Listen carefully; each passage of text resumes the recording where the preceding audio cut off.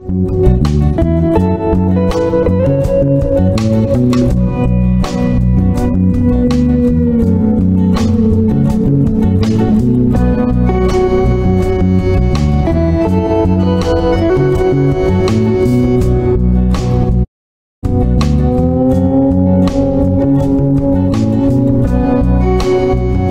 saludo a todos los radioyentes de la radio La Voz de María. Estamos con las audiencias del Papa San Pablo VI. Nos referimos a la audiencia del 24 de marzo de 1976, por si alguno quiere seguirlo o bajarla de internet. Dice el Papa, dos formidables objeciones. La primera es el vértigo de la novedad y la segunda del temor que la fidelidad paralice la acción. Son las dos objeciones. La primera, el vértigo de la novedad. La moda, dice el Papa San Pablo VI, la moda es la intérprete de la siempre nueva primavera de la Iglesia, ¿no? Pero esto no se puede aplicar a Dios y a su palabra. Esto es inadmisible. Jesús dirá, el cielo y la tierra pasarán, mis palabras no pasarán. Entonces, la novedad, el vértigo de la novedad. Dice el Papa que eso es inadmisible. La novelería, la novedad, el caminar con el mundo. ¿Y qué actualidad tan grande tienen las palabras del Papa, San Pablo VI? Hace 60 años, como hoy, en el año 2023, la novelería del mundo, el mundo con la ideología del género. Ahora, recientemente, estos días, la semana pasada, la conferencia episcopal alemana ya se ha producido el cisma, ya la separación con la Iglesia Católica. Pues todo la novelería, todo lo que el mundo aprueba. La bendición de las parejas homosexuales y lesbianas, la ideología del género, que el género no es una cosa biológica de hombre y mujer, no, uno se hace. Si una niña quiere ser niño, pues tiene derecho a hacerse niño, y tantas cosas, que los laicos puedan predicar la homilía, que puedan presidir los bautizos, tantas cosas que novelería, ir con el mundo, la promoción de la mujer en un sentido equivocado, como si Santa Catarina de Siena o Santa Teresa de Jesús no fueran grandes santas, como decirle hoy a Santa Catarina de Siena o Santa Teresa de Jesús, de estas grandes santas, decirle que tienen que ser sacerdotes para ser santas. No, siendo lo que eran, mujer, algo maravilloso. El plan que Dios tiene para cada persona. Y la mujer como mujer. La Virgen María. ¿Qué pasa? Que la Virgen María tenía que ser sacerdote para ser la madre de Dios. Son cosas que... Dice el Papa que esto es inadmisible. No podemos ir aceptando todo lo que afecta al mundo. Son enemigos del alma. Mundo, demonio y carne. Entonces el mundo pues dice que si vivimos una vida digna, tenemos que tener también una muerte digna.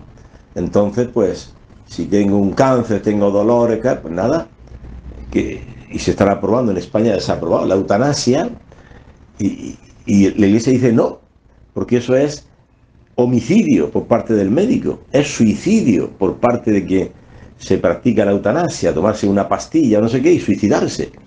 El suicidio, el homicidio son pecados muy graves, y eso la Iglesia no lo puede aceptar, pero el mundo dice que sí, que eso es lo normal, que si todo lo que hacemos en esta vida es para vivir una vida digna, no tener nada más que un hijito o dos para disfrutar la vida, pues también tenemos que tener una muerte digna. O sea, al suicidio, al homicidio le llaman muerte digna. ¡Qué barbaridad! El Papa dice que eso es inadmisible. el vértigo de la novedad, la novedad. Entonces, Dios dice, no matarás. Y eso es una tontera. Si yo tengo derecho sobre mi cuerpo, yo quiero matar a mi hijo en el vientre, lo mato, y ya está, porque en mi cuerpo yo decido. Entonces, el hombre, el mundo, se inventa su propia ley. Dios dice, no matarás. Y el hombre dice, no, en mi vida mando yo. Dios dice no al adulterio, a la fornicación. Y el hombre dice, ¿qué? Si son mis sentimientos, ¿a quién hago daño? Si esa chica me gusta, yo le gusto. Hay que aprobar las relaciones prematrimoniales. Bendecía a las parejas aunque no estén casadas en la iglesia. Y parejas de homosexuales y de lesbianas. Dice San Pablo, la infamia de hombre con hombre, mujer con mujer, es una infamia. Mientras en el cielo no entrarán afeminados, los que tienen prácticas homosexuales, etcétera. Lo dice San Pablo en el Apocalipsis. Y el mundo dice, no, esto es normal. O sea, la iglesia se está contagiando de la mentalidad del mundo.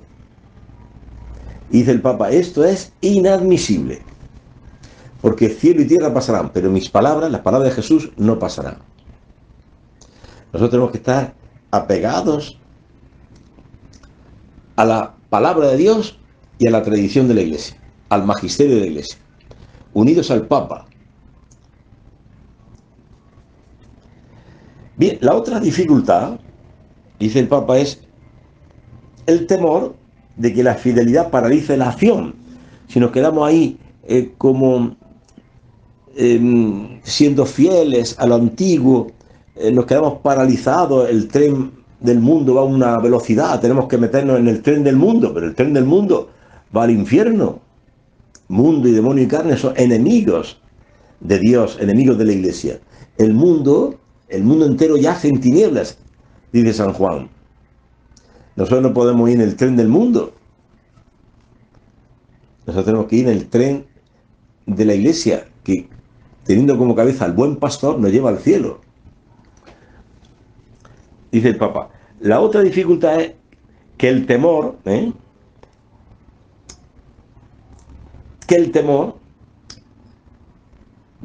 que la fidelidad paralice la acción. No es así. Dice el Papa, la fidelidad a Cristo es una fuente inagotable, es novedad vivida, siempre nosotros podemos caminar en una vida nueva, dice San Pablo.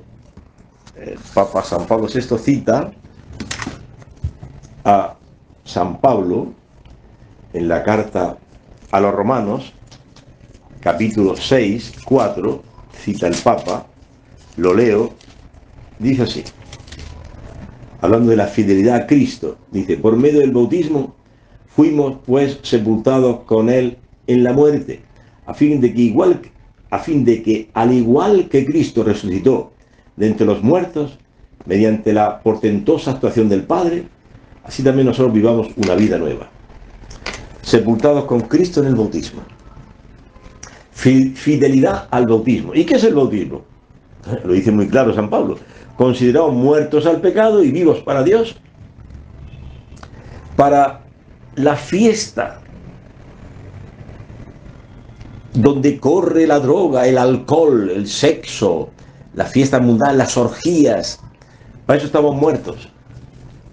Vivimos para Dios, vivimos para la oración, vivimos para la evangelización, vivimos para visitar a ese enfermo, sí, claro, no podemos vivir según el espíritu del mundo, que nos lleva a la muerte. Es un camino de muerte.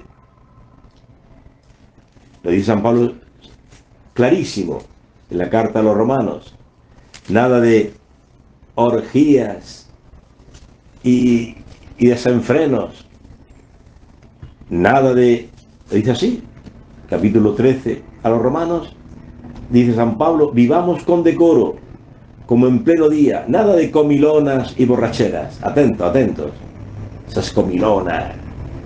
karaoke los viernes, llaman aquí en Ecuador el San Viernes, donde corren las parrilladas, unas comilonas y borrachera, claro, unido al trago, ¿no? Dice San Pablo, nada de lujurias y orgías, que se queda en una habitación desnudo, hombres, mujeres, orgías, desenfrenos, nada de eso, nada de rivalidades y envidias. ¿Por qué? Porque el cristiano considera al otro superior a él. Dice San Pablo, considera a los otros superiores a ti. Por eso si eligen a otro de responsable, de catequista, de obispo, de sacerdote, no hay envidia ni rivalidades, porque yo sé que soy el último, el peor de todos, no merezco estar en la iglesia, mi puesto sería el infierno por mis muchos pecados, y Dios me ha salvado, me ha amado. Es otra forma de vivir en la iglesia, distinta a la que el mundo propone. Entonces no hay ningún temor a quedar anclado en la fidelidad. Claro que sí, tenemos que ser fieles a lo que hemos recibido. ¿Y qué hemos recibido? El bautismo. ¿Y qué es el bautismo? Lo dice clarísimo San Pablo. Considerados muertos al pecado y vivos para Dios. Para fornicar, para vengarme del hermano, para tener odio. Para eso estoy muerto. Y vivo para Dios, vivo para la oración, vivo para escuchar la palabra de Dios, vivo para celebrar la Eucaristía, vivo para visitar a ese enfermo. Vivo una vida nueva.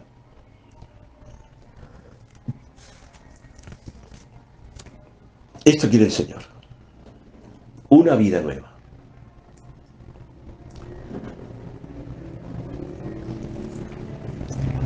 Dice en Romanos 6:4 que hemos leído, hemos sido sepultados con Cristo en el bautismo, en la muerte. El cristiano está muerto con Cristo, muerto para el mundo. Para hablar mal del otro estoy muerto. Tengo boca para bendecir, no para maldecir, decir mal. Estoy muerto para el pecado, estoy vivo para Dios, para servir, para amar, para dar mi vida. Eso quiere Dios. Y continúa el Papa San Pablo VI. ¿Qué palabra conclusiva de nuestras reflexiones sobre el Año Santo podríamos hacer? ¿Qué palabra conclusiva? Atento a lo que dice ahora el Papa, que es impresionante. Dice así: la renovación espiritual y moral de la Iglesia, que requiere una puesta al día, lo que se llamaba el ayornamiento, ayornarse, o sea, ponerse al día, que requiere una puesta al día, será esta: la unidad de la Iglesia. La unidad de la Iglesia. ¿Queremos una renovación de la Iglesia espiritual y moral? Busquemos la unidad de la Iglesia. Esta es la palabra clave que da el Papa San Pablo VI y que tiene una actualidad impresionante hoy. Cosa que está haciendo, cosa que mucha gente de la Iglesia están separando de Roma, de la unidad de la Iglesia, con este cisma que se está consumando en Alemania, separándose de la unidad de la Iglesia. O sea, estas palabras del Papa de hace 60 años tienen hoy una actualidad inmensa. Se está produciendo un cisma, una división de la Iglesia. Pero también en nuestras comunidades. Porque ahí en nuestras comunidades donde exista el chisme, la violencia, la maledicencia, los rencores, los odios, las pasiones, la venganza, allí se está produciendo la división de la Iglesia. Hay que buscar la unidad. ¿Cómo? Con la reconciliación, el perdón, la corrección fraterna, la paz, la alegría. No es lo mismo la luz que las tinieblas. Las tinieblas son tinieblas. El pecado, la división, el odio, los rencores, las ambiciones de ser el primero, de pisar al otro. En cambio, la luz es el amor a Dios, el amor al prójimo. Y de San Pablo, ser esclavos unos de otros por amor, servíos unos a otros. Yo me hago esclavo del hermano por amor.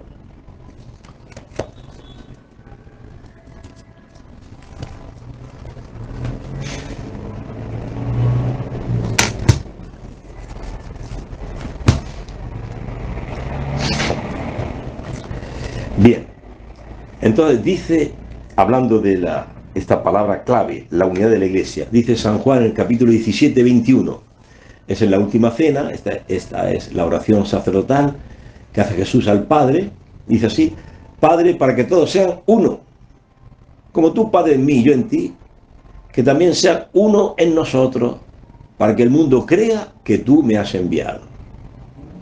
Que todos sean uno. Esta es la oración que hace Jesús al Padre. Que la Iglesia sean uno. Que en las parroquias seamos uno. En la comunidad cristiana seamos uno. Donde allí no reina la división, las disensiones, los insultos, la grosería, la violencia, los chismes, el rencor. Todo eso es tiniebla.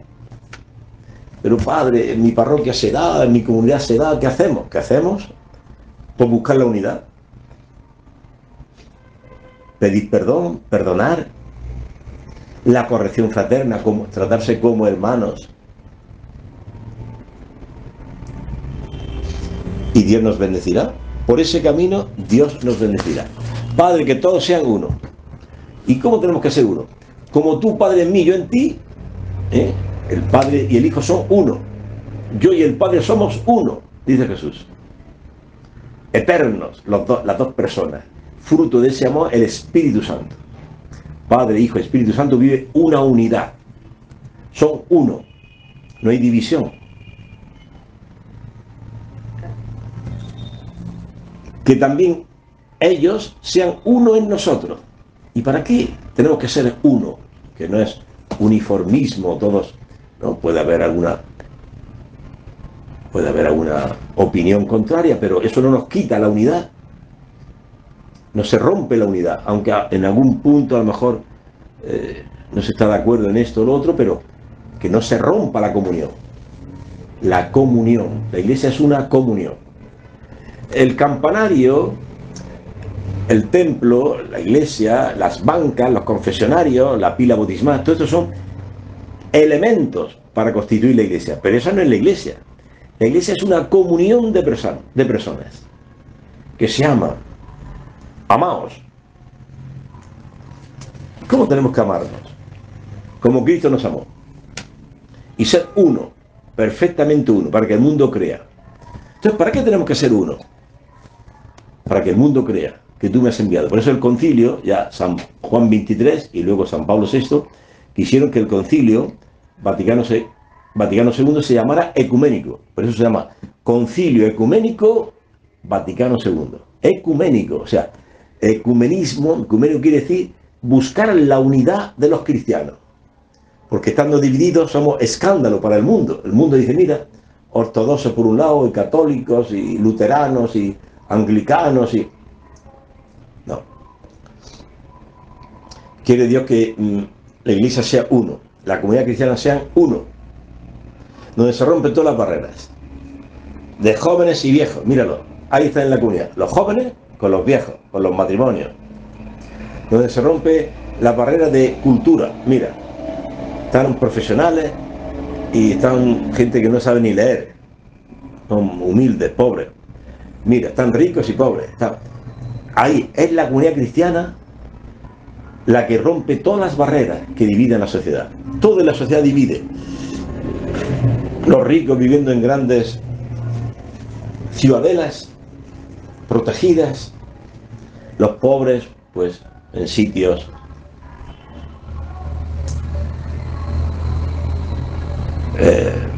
muy sencillos, muy humildes. Todo divide, la cultura, los profesionales y luego los que no saben leer, los pobres.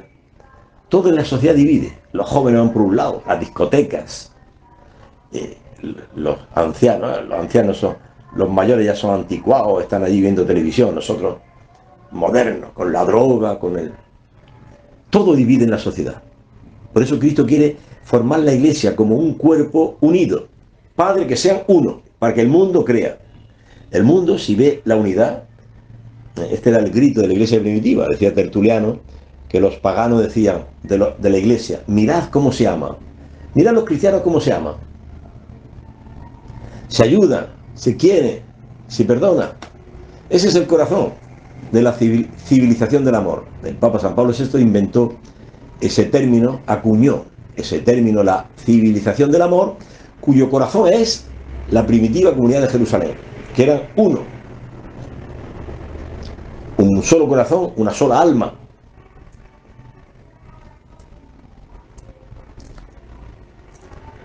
Que todo lo tenían en común, eran asiduos a escuchar la palabra de Dios, la enseñanza de los apóstoles, la fracción del pan, la Eucaristía, eran asiduos a las oraciones, a la comunión de bienes. Esa primitiva comunidad de Jerusalén es el modelo para todas las generaciones de la Iglesia. ¿Por qué? Porque es palabra de Dios, es pastoral revelada. La pastoral del Concilio de Trento o el Concilio de Orange o del Concilio Vaticano I, bueno, son pastorales que sirvieron en su momento, pero no es palabra de Dios. En cambio, los Hechos de los Apóstoles, lo que está escrito ahí, capítulo 2, el capítulo 4, que hace un resumen de cómo vivía la primitiva comunidad cristiana, eso es palabra de Dios para siempre. La Iglesia de todas las generaciones, del siglo I, segundo, cuarto, octavo, siglo X, siglo XII, siglo XV, hasta el siglo XXI que estamos, todas las generaciones de la Iglesia se han mirado siempre en los Hechos de los Apóstoles, el capítulo 2 y 4, que habla de esa unidad de la Iglesia. Que sean uno. Este es el deseo de Cristo. No defraudemos el anhelo, el deseo de Cristo, que sean uno, para que el mundo crea. Efectivamente, el mundo, cuando nos ve a los cristianos que nos amamos, que somos uno, dice: mirad cómo se aman. Qué maravilla la Iglesia. Quiero pertenecer a la Iglesia. Quiero entrar a la Iglesia, quiero entrar a una comunidad donde se visibiliza ese amor, esa unidad. Quiero estar ahí. Que los jóvenes, nuestros vecinos, nuestros amigos, quieran entrar en la Iglesia, porque están viendo la luz. La luz es este amor, que se aman. En cambio, si lo que hay entre nosotros son chismes y ambiciones y rencores y gritos e insultos y ambiciones, claro que ahí está esa es la tiniebla. La gente huirá. También en la pequeña iglesia doméstica, que es la familia, si los hijos con 15, 18 años ven que los padres se odian, se insultan, no se hablan, se gritan continuamente, pues al no encontrar el amor, se van a buscarlo fuera, en amigos, en la pandilla, en la droga. Qué enorme responsabilidad tiene la pequeña iglesia doméstica, que es la familia. También la familia es una pequeña iglesia, donde tiene que reinar el amor, la unidad, la corrección fraterna, la obediencia de los hijos a los padres, el cariño de los padres a los hijos, educándolos, no maltratándolos o insultándolos. Y si lo has hecho, pues pídeles perdón. Pide perdón, porque es el catecismo de la Iglesia que también los padres tienen que pedir perdón a los hijos. No solamente los hijos, pedirle perdón a los padres porque han mentido, porque se han peleado entre los hermanitos, porque han desobedecido. Hacen muy bien los hijos en pedir perdón a los padres. Pero también los padres, si han sido violentos, maltratadores, con palabras groseras, insultantes a los hijos, también deben pedir perdón a los hijos. Somos humanos y nos podemos equivocar, y nos equivocamos, de hecho, ¿no? Pedimos perdón. Bien, dicho esto, pasamos a la audiencia del 7 de abril de 1976. El Papa San Pablo VI dice: nos preparamos a celebrar la Pascua, también ahora. Nos estamos acercando ya a la Pascua, esta fecha del 15 de marzo, ya nos estamos acercando a la Pascua, y cuando hace esta audiencia el Papa, pues también estaba ya cercana a la Pascua. La Pascua de Cristo es nuestra Pascua. Esto dice la primera carta a los Corintios. Si ustedes la han leído, yo la voy a buscar en un momento. Primera carta a los Corintios, es el capítulo 5, dice así: eliminad la levadura vieja para ser masa nueva, pues todavía sois ácimos, porque nuestro Cordero Pascual, Cristo, ha sido inmolado. Así que celebremos la fiesta, la Pascua, no con la vieja levadura, ni con la levadura de malicia e inmoralidad, sino con ácimos de sinceridad y verdad. Esta es la cita que pone el Papa San Pablo VI, referido a 1 Corintios, que dice que nos estamos preparando a la Pascua, y la Pascua es Cristo. Cristo es nuestra Pascua. Dice así la 1 Corintios, si alguno quiere leer, capítulo 5, dice así: eliminad la levadura vieja para ser masa nueva. La levadura vieja, eliminadla. Los hebreos, para celebrar la Pascua hebrea era celebrar la liberación de Egipto. Cada año celebran que Dios, a través de Moisés, le liberó al pueblo de la esclavitud de Egipto para llevarlo a la tierra prometida. El Éxodo es la Pascua hebrea. Los cristianos dicen: Cristo es nuestra Pascua, porque Él no nos lleva de Egipto a la tierra prometida, nos pasa con Él, de este mundo al Padre. Cristo vino del Padre, ahora deja el mundo y pasa al Padre. Es su Pascua. Él como cabeza arrastrando a la humanidad en esta Pascua eterna. O sea, la figura ya pasó. La liberación de Egipto es la figura. Ahora ha llegado la realidad. Cristo es nuestra Pascua. Entonces, los hebreos, para celebrar la Pascua, la liberación de Egipto, en esa noche celebran el Seder Pascual. Antes, el viernes por la noche, durante el día, hacen limpieza de la casa, eliminan la levadura vieja, trocitos de pan seco que hay debajo de los muebles, de las arcas, hacen una barrida general de la casa, eliminando la levadura vieja, para hacer masa nueva, los panes ácimos, con que el pueblo de Israel celebra la Pascua, con pan ácimo, sin levadura. Entonces dice San Pablo: eliminen la levadura vieja. O sea, para celebrar la Pascua, que es Cristo, nuestra Pascua, que se acerca, lo que llamamos la Semana Santa, es la Pascua de Cristo, su pasión, muerte y resurrección, nos estamos acercando, pues dice San Pablo que tenemos que eliminar la levadura vieja, o sea, el pecado. Estás enemistado con tu suegra, con tu vecino, vete y pídele perdón. Reconcíliate. Pedid perdón. Pedid perdón.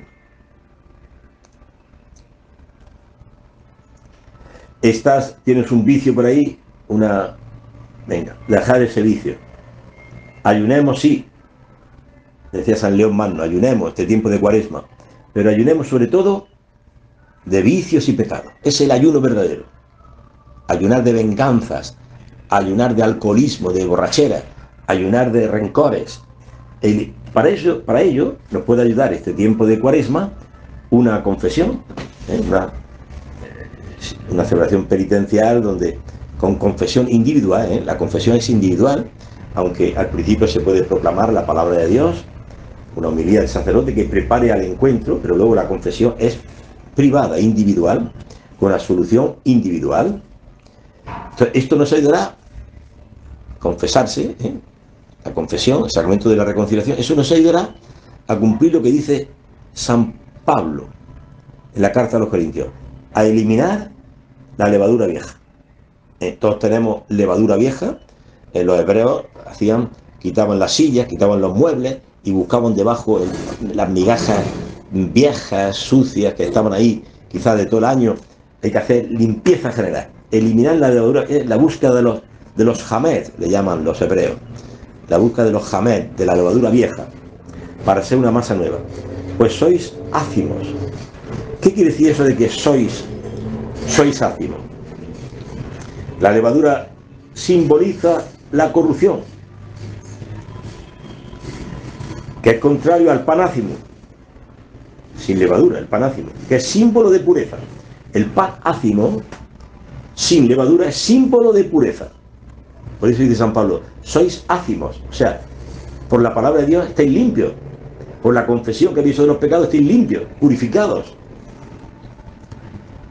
Tenemos aquí, dice la nota de la Biblia de Jerusalén, tenemos aquí un ejemplo típico de la moral paulina. Haceos lo que sois puros, purificaos, obrad en vuestra vida lo que Cristo ha obrado en vosotros cuando os habéis hecho cristianos. Bien. Y continúa San Pablo diciendo, porque nuestro Cordero Pascual, Cristo, ha sido inmolado. Sabéis que los hebreos cogían una res menor de 1 año y lo sacrificaban entre 2 luces, con la sangre untaban las jambas de las puertas y luego el exterminador, cuando veía la sangre, saltaba. La Pascua significa pasar saltando.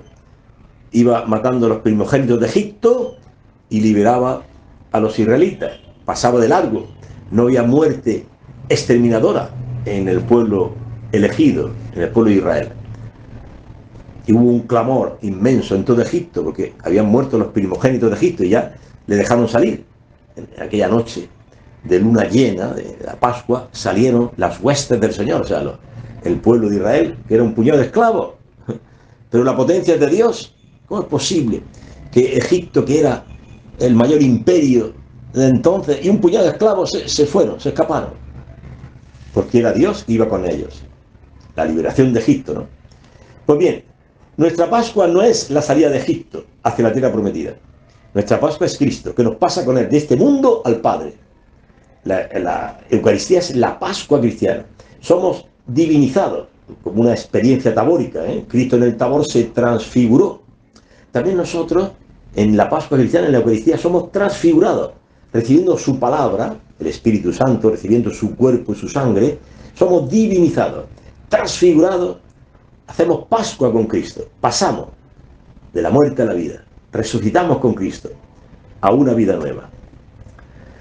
Y dice San Pablo, así que celebremos la fiesta, que es la Pascua, no con vieja levadura, que nadie llegue a la vigilia pascual, al Viernes Santo, Sábado Santo, Domingo de Resurrección, que nadie llegue allí con levadura vieja, de pecados. Confiésate en todas las parroquias y sacerdotes, confiésate arrepentido, haz un buen examen de conciencia, si es posible haz una confesión general, ¿te acuerdas de los pecados que hiciste de niño, practicando el bullying, pegándole a tu hermanito, mintiendo a tus padres, robándoles?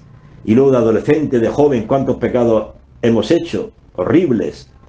Haz también con el sacerdote una confesión general de los pecados más graves, arrepentido, con dolor de corazón y con un propósito de enmienda, de empezar una vida nueva.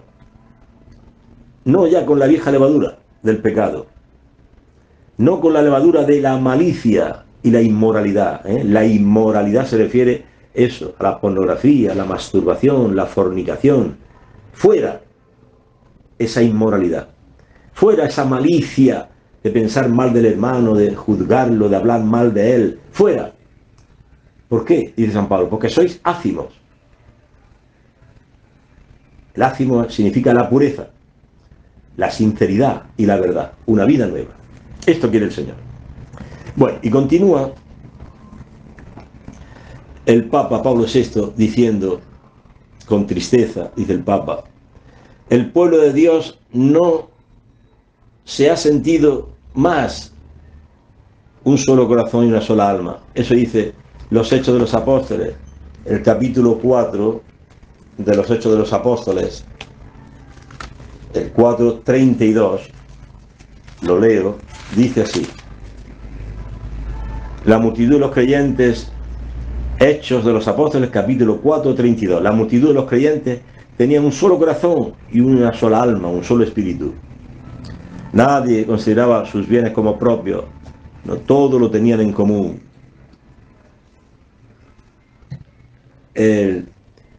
Entonces dice con tristeza el Papa San Pablo VI, el pueblo de Dios ya no se ha sentido decir aquello de eran un solo corazón y una sola alma. ¿Por qué? Porque hay división, hay divisiones. ¿Y cómo? Se pregunta el Papa, ¿cómo remediarlo? Bueno, por la conversión, no hay otro camino. Jesús comienza así su ministerio: convertíos, ha llegado a vosotros el reino de los cielos. ¿Y qué es la conversión? Pues la conversión es dejarte amar por Dios. Dios te ama, así como eres. Deja que este amor te santifique, te purifique, te glorifique. No son nuestras obras las que nos pueden conseguir la salvación, sino el amor gratuito de Dios que te ama. Déjate amar por Dios, que Él te purifique, En la conversión nos encontraremos todos y allí se producirá la unidad. Un solo corazón, una sola alma, en la conversión. Si yo me convierto, si tú te conviertes, si el otro se convierte.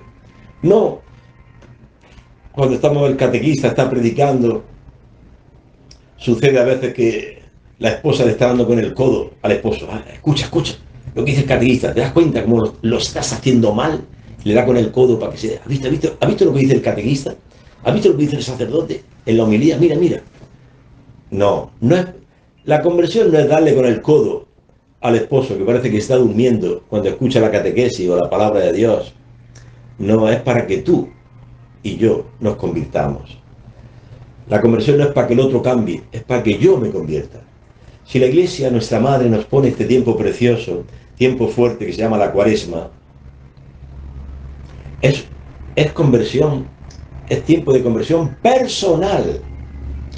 No que cambie las estructuras, que cambie el presidente del gobierno, que cambien las autoridades, que cambien los pandilleros, que cambien los vacuneros, que cambien... No, no, hermano.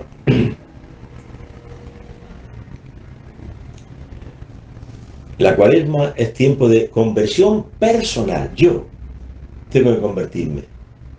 ¿Dónde tengo que convertirme? Que cada uno analice qué cosas tengo que dejar, qué malicia, qué inmoralidad, qué cosas, como decía San Pablo, hay que dejar, abandonar para ser ácimos, es decir, de un corazón puro, limpio. ¿Qué cosa hay que dejar? Os recuerdo una anécdota de San Francisco de Asís, con el hermano León, hablando de esto, de la limpieza de corazón puro. Dichosos los puros de corazón, ser ácimos, o sea, ser puros. Que el hermano León iban por el campo desde Perugia a Asís y vio un arroyuelo en el campo de agua cristalina y se quedó mirándolo triste. San Francisco de Asís lo vio triste. Iban los dos caminando y le dijo: ¿qué te sucede? Dice: es que yo no tengo el alma, el corazón limpio, puro, como esa agua cristalina que corre. Y dice el Señor: dichosos los limpios de corazón, porque verán a Dios. Entonces, ¿cómo veré a Dios si no tengo el corazón puro? San Francisco de Asís, para ayudarle, le pregunta: hermano León, ¿para ti qué es tener el corazón puro? Dice: bueno, pues no tener nada que reprocharse, hacerlo todo bien. Ay, dice San Francisco de Asís, ahora comprendo tu tristeza, porque siempre tenemos cosas que reprocharnos. El justo peca 7 veces al día, dice la Escritura. Entonces, dice el hermano León, entonces, ¿qué es tener limpio, puro el corazón? Y San Francisco dice: tener puro el corazón es alegrarse que Dios es Dios, que Dios es tu Padre, que Dios te ama, déjate amar por Él, que Él te ilumine, Él te guíe, Él te purifique con su amor. Eso es tener corazón puro. No es ser irreprensible, perfecto, porque todos nos equivocamos caemos muchas veces. Dice el apóstol Santiago: no pretendéis ser maestros, porque todos caemos muchas veces. Entonces, hermanos, estemos atentos a las falsas ideas que nos mete el demonio del perfeccionismo. Querer una comunidad perfecta, querer una parroquia perfecta, querer unos hijos, una esposa, un marido perfecto. El perfeccionismo es de locos. El loco es un perfeccionista. El perfeccionista está loco, porque pretende una cosa que no se da, ni en los ángeles. Hasta los ángeles pecaron y fueron expulsados del paraíso. No somos ángeles, somos de barro y caemos continuamente y continuamente tenemos que estar levantándonos. Entonces, ¿cómo remediarlo? Para que vuelva a resonar en el mundo aquello que resonaba en la iglesia primitiva. Mirad cómo se ama. Son un solo corazón, los cristianos son un solo corazón, una sola alma. Mira cómo se ayudan, cómo se perdonan, cómo se aman. ¿Cómo llegaremos a eso? ¿Cómo remediarlo? Pues hemos dicho que es a través de la conversión personal, no acusando al otro. Tú tienes que convertirte en esto. ¿Por qué miras estás mirando la paja ajena y no ves la viga de tu ojo? ¿Por qué? ¿Por qué insistes en estar mirando el defecto del otro y no ves la viga que hay en tu ojo? Mira, maestro, la hemos encontrado adulterando a esta mujer con otro hombre. La ley de Moisés dice de apedrearla. ¿Tú qué dices? Acusa a la adúltera y pone a prueba a Jesús, lo tienta. No, ese no es el camino. Jesús dice, bueno, si dice Moisés eso, es que el que ustedes cumplan la ley de Moisés, el que esté libre de pecado, que le arroje la primera piedra. Uy, Jesucristo los puso en la verdad. Todos se fueron, empezando por los más viejos, porque cuanto más viejo, más pellejo, o sea, cuanto más viejo, más pecados, ¿no? Todos se fueron, se quedó solo la mujer. Nadie te condenó, nadie. Yo tampoco te condeno, te perdono. Vete y no peques más. También Jesucristo pone en la verdad a esta mujer adúltera. Puso en la verdad a los fariseos. No estéis acusando, no estéis viendo la paja ajena, el defecto del otro. Mira tu pecado, mira como tú también eres pecador y conviértete. Pero también a la adúltera la pone en la verdad. Yo no te condeno, pero no peques más. Atento, no peques más. No te suceda algo peor, le dice Jesús al paralítico, porque ahora quieren hacer de la prostitución como que son trabajadoras sexuales y que tienen hasta su derecho a la seguridad social, no sé qué. Mentira. Hay trabajo digno de empleada, cuidando a un enfermo, cuidando a unos niños, cocinando en una casa, limpiando, aunque se gane poco. Ah, no es que ya esa prostituta ya se ha acostumbrado a un buen sueldo para comprar buenos vestidos, buenos perfumes, buenas fiestas y quiere seguir prostituyéndose. Dice Jesús, no, es un pecado grave. Tu cuerpo te lo ha dado Dios para ser templo del Espíritu Santo, no para venderlo, para pasar una noche con un hombre, con dos, con tres y sacar dinero, no. Tú no has sido creada para eso. El hombre no ha sido creado para la fornicación, sino para unirse al Señor. Nos unimos al Señor en la oración, nos unimos al Señor en la Eucaristía, nos unimos al Señor escuchando atentamente su palabra, nos unimos al Señor por la fe, por la esperanza, la caridad, estando unidos a la Iglesia, a la comunidad cristiana, perseverando. No abandonéis la asamblea como acostumbran muchos a hacer, dice San Pablo en la carta a los Hebreos. No abandonéis la asamblea como acostumbran algunos a hacer. Abandona. No abandones. Vuelve. Intégrate con el pueblo de Dios. Tiene mucha fuerza delante de Dios la oración cristiana. Con qué alegría escucha a Dios. En mi parroquia a veces hay casi 200 personas. A las 5 de la mañana, de 5 a 6, una hora cantando los salmos. Qué fuerza tiene eso ante Dios. La comunidad cristiana que ora ante Dios.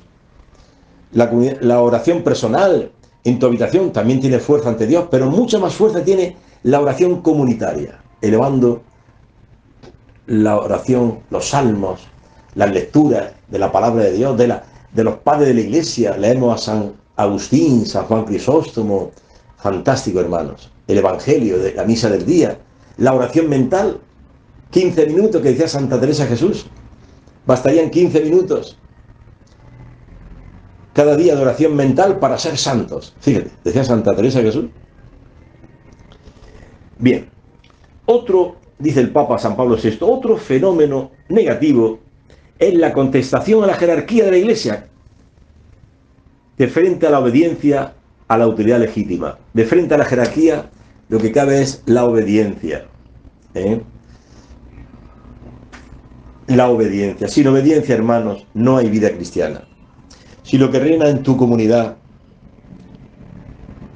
es la contestación, es la rebeldía, es la moda, es relativizarlo todo, y yo no estoy de acuerdo con eso, y la fiscalización, fiscalizar lo que hace la jerarquía, lo que hacen los catequistas, lo que hacen los sacerdotes, creerte por encima de ellos, uy, mal camino.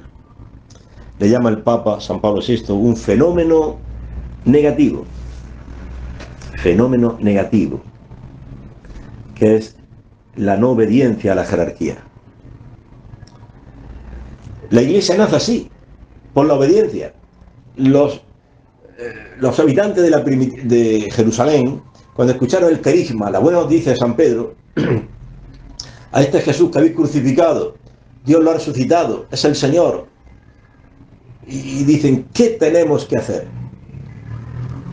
Pues ya la iglesia nace en la obediencia. La iglesia adulta, representada en los apóstoles, dice, bueno, pues convertíos, haceos bautizar, vaya a recibir el Espíritu Santo, vengan todos los días asiduamente a escuchar la palabra de Dios, a celebrar la fracción del pan, la Eucaristía, a las oraciones, a la comunión de bienes. O sea, la iglesia se pone en obediencia. La primitiva comunidad de Jerusalén se pone en obediencia a los apóstoles.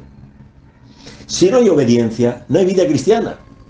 ¿Tú te imaginas que cuando los que creyeron la buena noticia de San Pedro, de Cristo muerto y resucitado, se pusieran a contestar a los apóstoles, yo no estoy de acuerdo? Pues no hubiese nacido la primitiva comunidad de Jerusalén. Si se pone la gente a contestar a San Pedro, yo no he crucificado a Cristo, eso ha sido lo otro, y ustedes ¿por qué nos echan en cara a nosotros? La iglesia no puede existir por la contestación, sino por la fe y la obediencia. Es verdad. Hemos crucificado al Señor de la gloria. Hemos pedido gracia de un asesino, de Barrabás. Nos hemos equivocado. ¿Qué tenemos que hacer? Ahí nace la iglesia. En la humildad, en la compunción, en el dolor de corazón, en la obediencia a lo que diga la iglesia. Si no hay obediencia, no hay vida cristiana. Bueno, luego ha pasado en votos, la pobreza, obediencia, castidad, ha pasado como en un paño de terciopelo. Esta joya de la obediencia ha pasado a los monasterios, a los conventos, que han envuelto este don, esta joya preciosa de la obediencia, la castidad, la pobreza, la han envuelto en un paño de terciopelo bellísimo, que es los votos.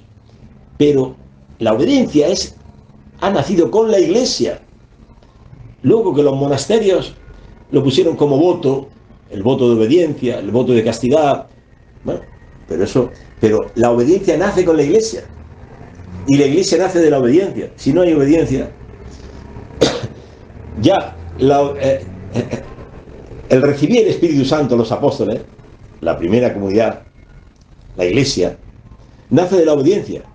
Y dice Jesús, voy a mandarles el Espíritu Santo. No se ausenten de la ciudad de Jerusalén, porque voy a enviarle el Espíritu Santo. Y a ellos obedecen, permanecen con la Virgen María, los apóstoles, todos los discípulos, en el cenáculo, orando, obedecen a lo que le ha dicho Cristo. Sin obediencia no hay vida cristiana, no hay iglesia. No dicen los apóstoles, este dice que se va al cielo, yo me voy a mi tierra, a mi pesca, era pescador, vuelvo ya, esta aventura de Jesús ya acabó, me voy. No. Los apóstoles permanecieron en el cenáculo, orando y esperando la promesa del Padre que Cristo les había prometido. Obedece a lo que Cristo les dijo. Si no hay obediencia, no hay vida cristiana. Y para conservar la obediencia, conservar la unidad, ¿qué dice Jesús en la última cena? Amaos como yo os he amado. Este es el resumen, el colofón de todo esto que estamos hablando. Amaos como yo os he amado. Este es el legado que nos deja Jesús en la última cena. Amaos, pero ¿cómo tenemos que amarnos?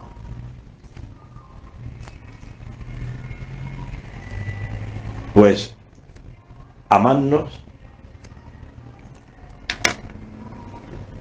como Cristo nos amó. ¿Cómo nos amó Cristo? Pues cuando éramos malos, groseros, egoístas. Y dice San Pablo, esta es la prueba de que Dios nos ama, que siendo nosotros pecadores, Él dio su sangre por nosotros. No esperó Cristo a que nosotros fuéramos buenos para amarnos. No esperó Cristo a que fuéramos buenos para bajar del cielo. Bajó del cielo a este chiquero de violencia, de guerras. Ucrania, Rusia y tantas guerras en el mundo entero que no sabemos. Tantos abortos, tantos adulterios, asesinatos, robos. Este chiquero, Dios lo ha amado. Tanto amó Dios al mundo que dio a su Hijo. No dijo el Hijo, cuando sean buenos bajaré del cielo. No. Nos amó primero. Dios nos amó primero cuando éramos malos, egoístas, malvados. Él dio su sangre por nosotros. Pues bien, amaos así, dice el Señor. Amaos como yo os he amado. Os he amado cuando erais mis enemigos. El cristiano perdona al otro. Antes que el otro le pida perdón, ya lo ha perdonado. Esa es la humildad. La humildad es perdonar al otro antes que el otro te pida perdón, tú ya lo has perdonado. ¿Por qué? Porque tú sabes que somos el último y el peor de todos. Por mis pecados soy el último y el peor de todos. Dice San Pablo, considera a todos superiores a ti. Y como soy el peor de todos, yo lo que merezco es la cárcel, el infierno. Pues, ¿cómo no voy a perdonar al otro que ha dicho de mí, que me ha robado, que ha dicho de mí? Y eso no es nada. Para lo que yo he hecho, clavar a Cristo en la cruz. Le he clavado, le he matado. Entonces, amaos, dice el Señor. Amaos como yo os he amado. Bien, hermano, hasta el próximo día. Dios mediante.